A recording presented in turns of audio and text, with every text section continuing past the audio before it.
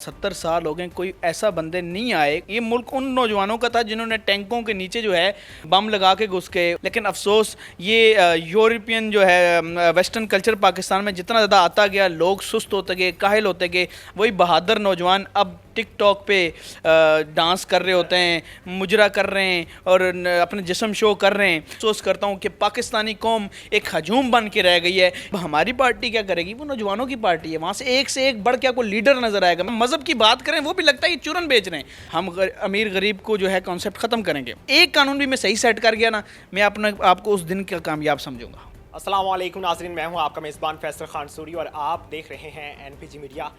नाज़रीन, आज मेरे साथ बहुत ही मशहूर व मारूफ यूट्यूबर मौजूद है जिसका नाम है सैयद बासित अली। बहुत से लोगों की मदद भी ये करवाते हैं, बहुत से लोगों की आवाज़ भी ये बनते हैं और इंतहाई छोटी उम्र में इन्होंने बहुत ज़्यादा कामयाबियाँ हासिल की।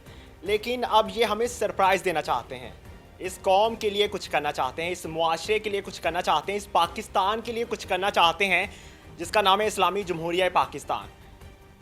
अब ये सियासत में कदम रख चुके हैं और ये चाहते हैं कि हमें इक़्तिदार मिले और हम इस कौम की मदद करें। पहले चंद लोगों की मदद करवाते थे, लेकिन अब ये 22 करोड़ आवाम की मदद करना चाहते हैं। 22 करोड़ आवाम में वो फ़र्क ख़त्म करना चाहते हैं जो अमीर और गरीब का फ़र्क था, जो तालीम में फ़र्क था, जो हमारे खाने पीने में फ़र्क था। उन सब चीज़ों को ख़त्म करना चाहते हैं और सबको बराबर करना चाहते हैं। इन्हीं से जानते हैं कि इस तरफ आने की वजह क्या है और आप समझते हैं कि एक वो शख्स जिसने 22 साल इक़्तिदार हासिल करने के लिए स्ट्रगल की, वो शख्स आज आवाम को पागल बना रहा है, बेवकूफ़ बना रहा है और आप इक़्तिदार में आके इस आवाम के लिए कुछ कर पाएंगे? इन्हीं से जानते हैं। बासित, कैसे हैं आप? जी फैसल भाई, बहुत शुक्रिया आपने जो है वो इंटरव्यू के लिए बुलाया। देखें, पहली बात तो ये कि आप ये जो 22 साल वाला जो चूरन है, ये जो चूरन है ये हम सबको तंग कर रहा है ये चूरन। और ये चूरन अब हमारे रास्ते में भी आ रहा है कि उन्होंने भी तो वादे किए। यार ये एक ऐसा ख़तरनाक मतलब एक नासूर बन चुका है ये चूरन कि मतलब अब कोई बंदा आए और वो बात करे कि मैं ये काम करूँगा तो उससे यही सवाल होते हैं। खैर, मैं अपनी जो बात करूँगा, मैं इस अपनी इस मेहनत में मैं उस बंदे को जानता ही नहीं, वो कौन था, कौन है, कौन नहीं है। बासित, 245 से ज़ायद पार्टियां पाकिस्तान की जो कि रजिस्टर्ड हैं, अब 246 हो जाएंगी। क्या फ़र्क पड़ेगा पाकिस्तान में? देखें, फ़र्क पता है क्यों नहीं पड़ता? इससे पहले जितने भी लोग आए उन्होंने कोई ना कोई नौसरबाजी की है इस मुल्क के साथ। 70 साल हो गए, कोई ऐसा बंदे नहीं आए, कोई ऐसे नौजवान लोग नहीं आए। ये मुल्क उन नौजवानों का था जिन्होंने टैंकों के नीचे जो है वो बम लगा के घुस गए, उसके अलावा सीनों पे जो है गोलियां खाई। ये उन नौजवानों का मुल्क था। लेकिन अफसोस ये यूरोपियन जो है वेस्टर्न कल्चर पाकिस्तान में जितना ज़्यादा आता गया, लोग सुस्त होते गए, काहिल होते गए।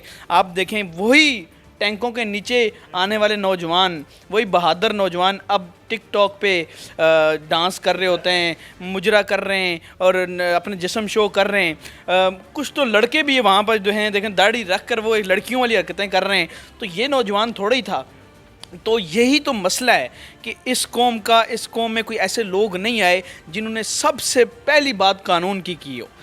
हम जो हैं, हमारी पार्टी पाकिस्तान नज़रियाती पार्टी, जिसके चेयरमैन हैं शहीद सैलवी साहब, और हम मिल के इसको जो है एक ऐसी पार्टी बनाना चाहते हैं जो 70% इंशाल्लाह, आपको अभी बल्दियाती इलेक्शन होने वाले हैं, 2 महीने रह गए, 70% टिकट नौजवानों को मिल रहे हैं। और वो नौजवान भी कोई ऐसे नौजवान नहीं हैं, वो बड़े क्रिएटिव नौजवान होंगे, वो हर फील्ड के माहिर होंगे। मेडिकल की फील्ड है तो मेडिकल के बंदा वहाँ पे माहिर तरीन बंदा वहाँ बैठा होगा जो उसको ठीक करेगा। लेकिन अफसोस, मैं फिर अफसोस करता हूँ कि पाकिस्तानी कौम एक हजूम बन के रह गई है। ये एक कौम नहीं है और इसको बड़ी साजिश, स्लो पॉइजन दे के इस कौम को ख़राब किया गया है। लेकिन वो ये अल्लामा इकबाल की, फिर भी अल्लामा इकबाल की कौम है, ये दोबारा उठेगी और ये एक कौम बनकर इस मुल्क को बदलेगी और ये वो 313 लोग बनेंगे जो हज़ारों लाखों पे भारी होंगे। बासित, इसी तरह एक शख्स हमें ख्वाब दिखाया करता था जिसका नाम इमरान खान था, जिसने कंटेनर पर चढ़ के बहुत बड़े बड़े दावे किए थे कि मैं ये कर दूंगा, कौम को यहाँ से यहाँ ले जाऊंगा। बासित, कौम आपकी आवाज़ नहीं सुनेगी अब। देखें, ये बिल्कुल आपने बहुत अच्छी बात की और ये बिल्कुल राइट बात है कि कौम अब इतने जल्दी नहीं मानेगी। कौम को करके दिखाना है। खान साहब ने जो चूरन बेचा, मैं अब उनको डिस्कस नहीं करना चाहता क्योंकि वो इतनी बड़ी बातें बोल के उन्होंने किया कुछ नहीं है। उनके पास कोई प्लान तो नहीं था ना, उन्होंने अपनी पार्टी को स्ट्रक्चर तक नहीं दे सका। देखिए उन्होंने अपने बाद कोई लीडर ही नहीं दिया। उन्होंने लीडर वो होता है जो अपने बाद भी 10 लीडर दे के जाए, लीडर वो होता है। अब हमारी पार्टी क्या करेगी, वो नौजवानों की पार्टी है, वहाँ से एक बढ़ के आपको लीडर नजर आएगा। मैं कह रहा हूँ एक कौम बनी तो यहाँ सब लीडर निकल के आएंगे। वो कह रहे हैं कि हमने उस्मान बुज़दार दिया कौन। देखें फिर ये माशाल्लाह वो तो अब उनका अपना आइडिया, देखें उनके अपने तौर तरीके, उनके 5 साल थे, उन्होंने बता दिया कि वो इस काबिल नहीं है कि उन्होंने इस मुल्क को दिया। अब देखें कोई तो अल्लाह का निज़ाम आएगा जो बदलेगा ये कौम, ये बदलेगी इंशाल्लाह कौम। मैं ना कर सका कोई और आके करेगा, हम ना कर सके कोई और करेगा, करना है। लेकिन अगर आपकी नीयत सही है और आप काम कर रहे हैं और आप पहले करके दिखाएंगे लोगों को तो इंशाल्लाह आप ज़रूर करेंगे। हम नहीं, देखें हमसे ज़रूरी नहीं हम हुकूमत में आएंगे तो काम करेंगे, हम पहले ही काम करना स्टार्ट करेंगे और आप इस मुल्क को दिखाएंगे कि ज़रूरी नहीं हुकूमत में रह के ही बदला जाए, पहले भी बहुत कुछ बदला जा सकता है। आपने कहा हम पहले ही काम करना स्टार्ट करेंगे। शौकत खानम पहले ही बनाया गया था, पाकिस्तान को वर्ल्ड कप जिताया पहले ही गया था, यही दावे उन्होंने किए थे। ये एक बात की बातें, शौकत खानम चीज़ें, ये बात की बातें। पहला काम जो करना चाहिए था वो किसी ने नहीं किया। वो काम इस कौम को एक कौम बनाना था, इस कौम में ये नाच गाने बेहयाई से निकालना था। मैं इस फील्ड में रह के मैं कह रहा हूँ कि मैंने देखा है ये कौम वो कौम नहीं रही, पहले हजूम है ये, इसको कौम बनाना सबसे ज़्यादा ज़रूरी है। हम अगर इसको एक कौम बना गए ना, ये एक सियासतदान तो इस मुल्क को चेंज नहीं कर सकते सियासत में आगे, जब तक ये कौम खुद ठीक नहीं होना चाहेगी, ये बदलेगी नहीं कौम, कोई इस मुल्क को ठीक नहीं कर सकता। यहाँ एक मकैनिक भी करप्शन करता है, यहाँ पर एक जो है डॉक्टर भी करप्शन करता है, यहाँ पर सियासतदान भी करता है, बिजनेस हर बंदा करप्शन कर रहा है, छोटे से छोटे लेवल पे, बड़े से बड़े लेवल पे। ये कौम बदलनी है, सबसे पहले इस कौम को बदलना। और ये कौम देखें मैं उनसे कंपेयर करना तो बहुत बड़ी बात होगी। नबी पाक सल्लल्लाहु अलैहि वसल्लम जब आए उन्होंने पूरे अरब को एक महज़ब कौम बनाया। अब हम उनके तौर तरीक़ों पे चल तो सकते हैं ना, चल के हम इस कौम को ये आवाज़ तो लगा सकते हैं कि एक कौम बन जाओ, खुदा का वास्ता हजूम मत बनो। बासित बड़े बड़े गुंडे बैठे हुए हैं सियासत में, वो तो यही कहेंगे कि एक छोटा बच्चा ये हमारा क्या बिगाड़ लेगा। तो कल दा जमया है, आज तो सानू गल्ला सुना रहे हैं। यही तो सबसे बड़ा मसला है इस कौम का कि दूसरे को कुछ समझते ही नहीं है, दूसरे को कुछ समझना नहीं है इस कौम ने। छोटा बड़ा क्या यार, छोटे ये वो समझेंगे वो आपको। नमाज की जब सफ़ लगती है वहाँ पर कोई छोटा बड़ा रहता है, जिस सफ़ में जो खड़ा हो गया हम फिर आप मजहब को इस्तेमाल कर रहे हो सियासत। मजहब को इस्तेमाल करूँगा, क्यों ना करूं मैं अपने मज़हब को, मज़हब की बात क्यों ना करूं। हम जब मज़हब की बात करते हैं तो कहते हैं मज़हब इस्तेमाल कर रहे हैं। मज़हब को जितना आप बात करोगे, दुनिया मज़हब के बारे में सुनेगी, वो मज़हब और ज़्यादा आगे फैलेगा। रियासत मदीना का भी दावा किया गया था, वो भी नहीं बनी अभी तक। जिसने नहीं बनाई मैं उससे आप ये सवाल करें, लेकिन हम जो है अपना जो है मैं मज़हब की बात करूँगा और मैं बार बार करूँगा। मज़हब का चूरन इस्तेमाल करें। मज़हब चूरन नहीं है। देखिए मज़हब, यही तो बड़ा मसला हो चुका है ना इस कौम का कि हम मज़हब की बात करें वो भी लगता है कि चूरन बेच रहे हैं। खुदा गवाह है, अगर इस बारे में मैं बात कर रहा हूँ तो मैं अपने दिल से नियत रख के कर रहा हूँ, क्योंकि मेरे दिल को मेरा अल्लाह जानता है। अगर मैं अल्लाह का नाम भी ले रहा हूँ और अपने नबी का ले रहा हूँ तो मैं इसको फ़ख्र समझता हूँ कि मैं उनका नाम ले रहा हूँ। बासित आप भी पार्लियामेंट में बैठ के यही बात करेंगे कि मेरी 2 लाख तनख्वाह है और बढ़ा दें, मेरा गुजारा नहीं हो रहा। जब वक्त आएगा आप भी यही बातें, वो तब 2 लाख के वहाँ की तनख्वाह अभी भी मैं इतना लेके अगर ये छोड़ सकता हूँ। मैं अब आपको पता है पाकिस्तान के ये पंजाब के शहर में मैं इवेंट्स करता था, परफॉर्म करता था, मैं वहाँ से तकरीबन इससे ज़्यादा मैं इवेंट से शोज़ को छोड़ के कमा लेता था। पैसा ठीक है, सहूलतें, लेकिन हलाल तरीके से सहूलतें, पैसा कोई बुरी बात नहीं है।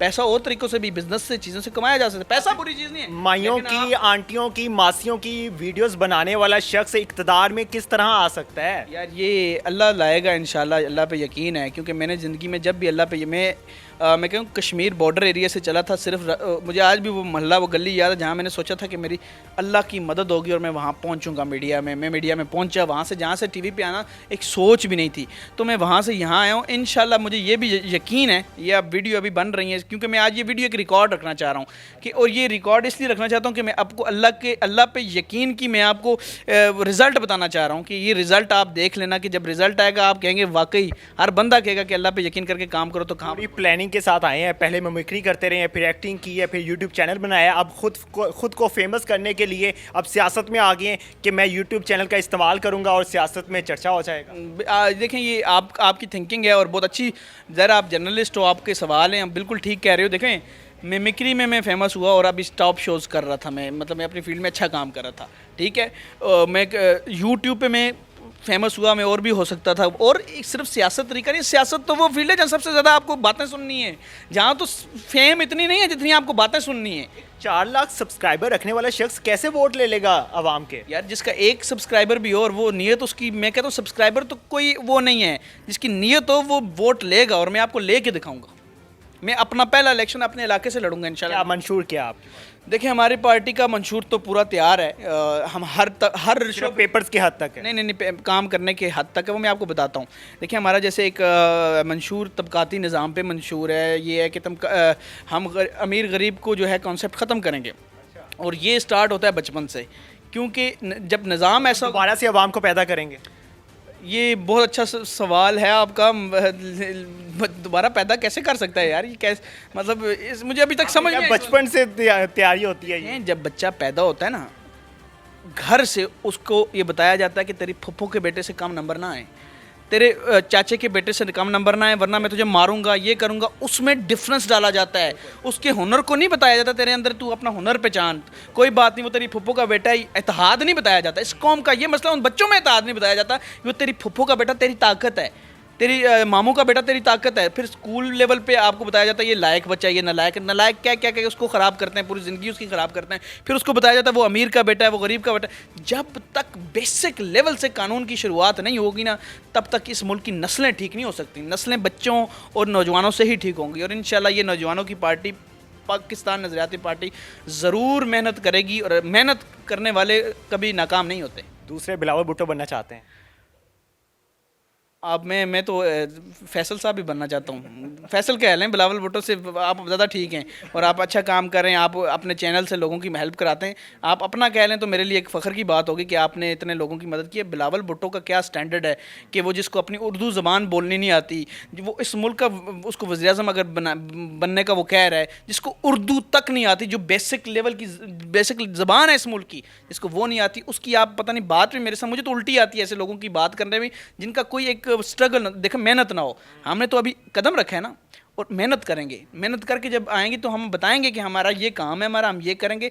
और इंशाल्लाह हमारी पहचान हमारी बातों की वजह से नहीं होगी, हमारे काम की वजह से होगी। आपको अभी के अभी एक दिन के लिए इक़्तिदार दे दिया जाता है, तो सबसे पहला काम क्या करें? पूरा दिन सुबह 4 बजे से लेके रात को 12 बजे तक, क्योंकि एक दिन है ना, बल्कि 12 से 12 होगा, तो मैं सिर्फ कानून सेट करने की कोशिश करूँगा। एक कानून भी मैं सही सेट कर गया ना, मैं अपने आपको उस दिन का कामयाब समझूंगा। बासित कभी प्यार हुआ? प्यार क्यों नहीं हुआ? प्यार तो बहुत बार होते हैं। प्यार अपने माँ बाप से होते हैं। आप कौन सा कह रहे हैं वो अलग बात है। मुझे जो है इस मुल्क से भी प्यार, अब आपने इतना अच्छा सवाल किया है बीच में बड़ा सीरियस होके आप आए। इस मुल्क से प्यार हुआ है, अपनी बेगम से प्यार हुआ है, क्यों नहीं होता? बासित, आवाम बढ़ती जा रही है, इसको किस तरह कंट्रोल करेंगे? क्यों कंट्रोल करूँगा? आवाम को कंट्रोल, ये अच्छी बात नहीं है कि आपके मुसलमान लोग बढ़ रहे हैं, ये तो अच्छी बात है। कंट्रोल क्यों करना है? ये तो दुनिया की ताकत बनना है इन्होंने। वो तो अब गुर्बत, इन हुक्मरानों की वजह से हम क्या बच्चे पैदा छोड़ दें? इन्होंने गुर्बत लाई इस मुल्क में, क्या बच्चे पैदा ना करें यार, ये क्या बात? बासित, आपने कहा कि इमरान खान ने कोई काम नहीं किया 5 सालों में।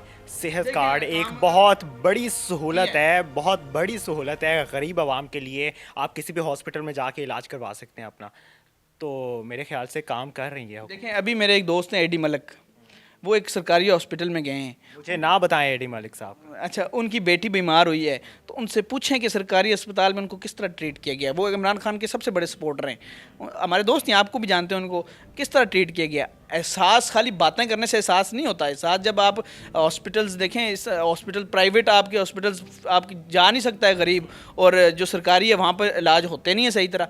तो ये एहसास हमें तो नज़र नहीं आया, खाली बातें नज़र आई हैं कि एहसास कार्ड आ गया, ये आ गया। जब काम होगा, अगर हुआ तो वेल डन। कोरोना पे उन्होंने काम किया है इस हुकूमत ने, वेल डन। उसके लिए जो काम करेंगे वो अच्छा, हम उसको कहेंगे। बिल्कुल जी बासित, हमारी नेक तमन्नाएं आपके साथ हैं। उम्मीद करते हैं कि आप इक़्तिदार में आएंगे और इस कौम के लिए कुछ बेहतर करेंगे, कौम के हालात बदलेंगे। इस कौम को जिन्होंने गुर्बत में धकेला है उनको ज़रूर सज़ा दिलवाएंगे। तो हर ना सिर्फ उनको, हर उस शख्स के लिए सज़ा होगी जो गलत काम करेगा, छोटे लेवल पे भी हो, चाहे किसी के साथ ना हक छोटा किसी को ये धक्का भी दिया ना, उस पर भी फाइन होगा। ऐसा कानून बनेगा इंशाल्लाह। बिल्कुल जी, उम्मीद करते हैं ये बातें आपकी सच्ची साबित हों। ऐसा ना हो कि आप भी इक़्तिदार में जाएँ और हमें भूल जाएँ। और मीडिया को भी इजाज़त दीजिएगा ताकि हमारे जो मीडिया के भाई हैं वो कत्ल ना हों। और इसी के साथ मुझे दीजिए इजाज़त। और बासित, बहुत शुक्रिया आपका। अल्लाह ने के बाद।